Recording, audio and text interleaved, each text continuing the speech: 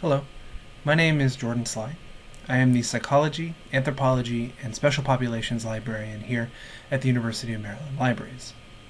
This short video will give you a little bit of a run through of some of the major points on our website, but other resources throughout this guide will give you a little bit more depth about the kind of resources that we have here and how to use some of them a little bit more effectively.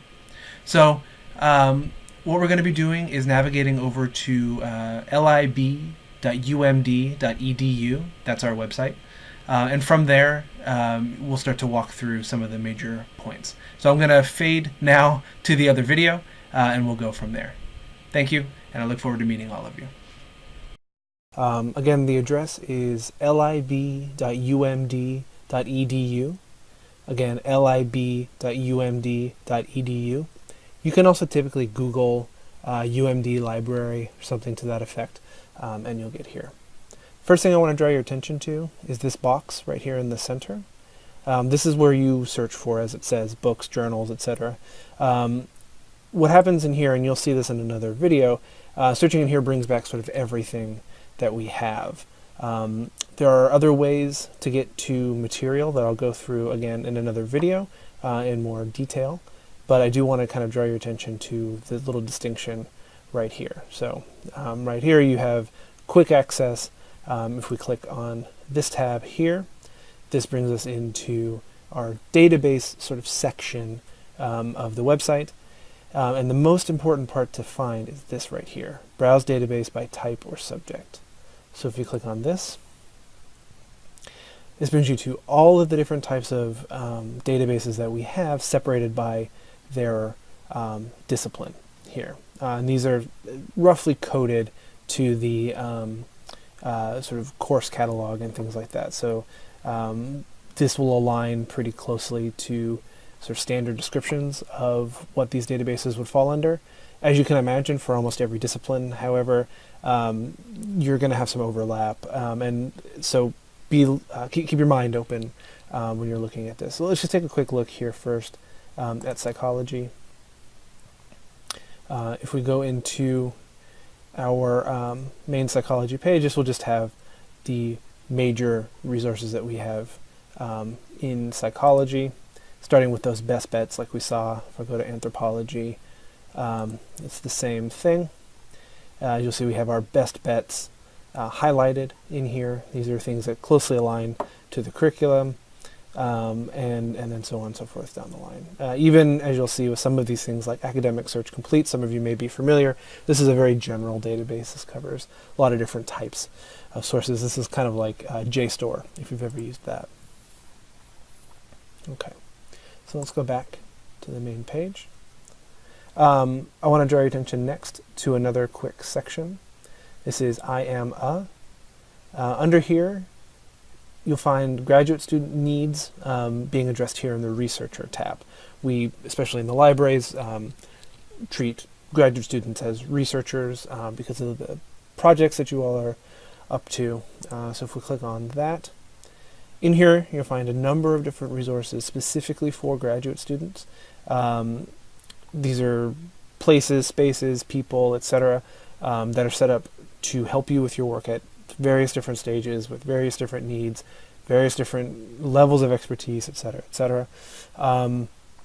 In particular, I want to draw your attention to this services button. And if we look over here first on this side menu, you'll see a couple of really interesting things.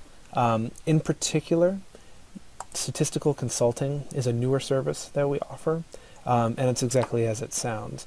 If you need help with different statistical analysis software, SAS, SPSS, R, etc., we can help you with that software, run your analysis, that sort of thing. And in here you'll find the sort of fine print of what we sort of do, as well as what we don't do, mostly for time reasons and things like this. Other similar services, we also do data and text mining, depending on what it is that you need. And we have experts in GIS who are more than happy to work with you. All of these particular services focus around data.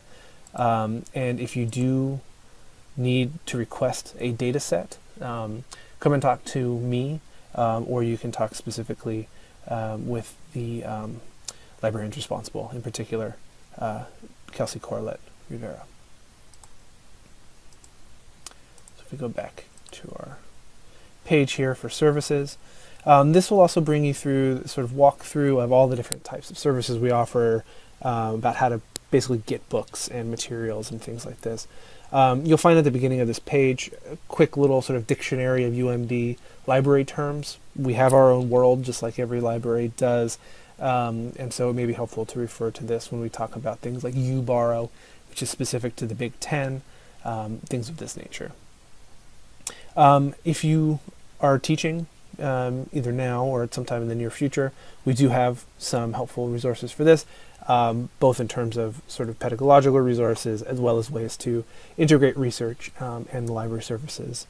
And then on the other side of that, here are some resources specifically around how to manage your research, how to collect your data, how to manage your data, that sort of thing. What I want to kind of get across with this whole page is that librarians are here for more than just sort of giving you the titles of books. We're here for a number of different reasons, and increasingly, and specifically to subjects such as yours, we're increasing our sort of data literacy and our ability to help you with big data and things like this. So please think of us when you're putting your work together. You can find us, speaking of us, in the Subject Specialist tab here, and you can find all the different librarians with various different responsibilities sort of throughout the library. So as you'll see, this highlights to where the different libraries, that we have different libraries and things like that.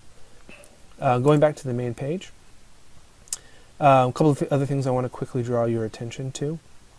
One being the My Accounts section here. Here's where you'll want to check for if you get books through Interlibrary Loan, it will have their due dates and their status of after you sort of select it to be checked out. Your account for both our library, which is UMCP, this is our libraries here, as well as USMAI, which is another one of those sort of new terms to learn. This is our library system, so this includes like University of Baltimore, University of Maryland, Baltimore, things like this. It's also important to check our hours regularly as you're planning ahead for various different research projects and things like this.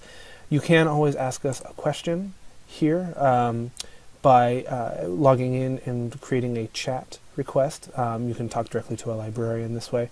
We also do have a frequently asked question, which covers a lot of sort of the basics, such as, interlibrary loan, what does that mean, et cetera, et cetera.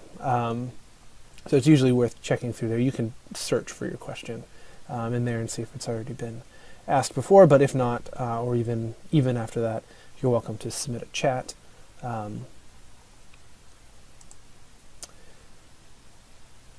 Just one more thing I wanted to check in here in the databases. So remember, this is sort of one of the most important parts. That's why I'm kind of doubling back.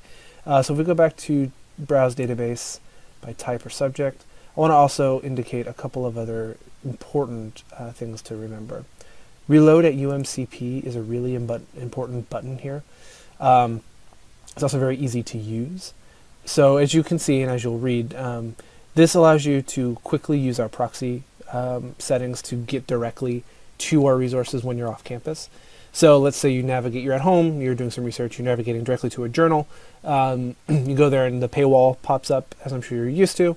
If you hit this button, which you insert into your sort of browser, it will allow you to route directly through our resources and gives you instant access to that article. I use this every day. This is something that I use constantly. It's a really, really nice, quick feature to have. I'm happy to kind of explain that again if you shoot me an email, anything like this. I also want to just quickly highlight our journal finder here. This is good if you know the name of a journal that you're looking for. You can type that in directly here and it will bring you to the various different ways that we have access to it.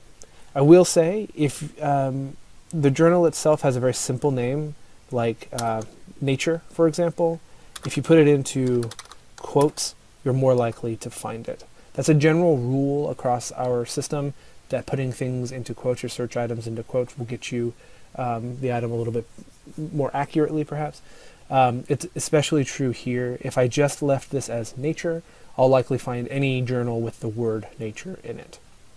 So if I type that in here, it brings me to our access, and you can click on any of these different ways to get to it, such as this, right? So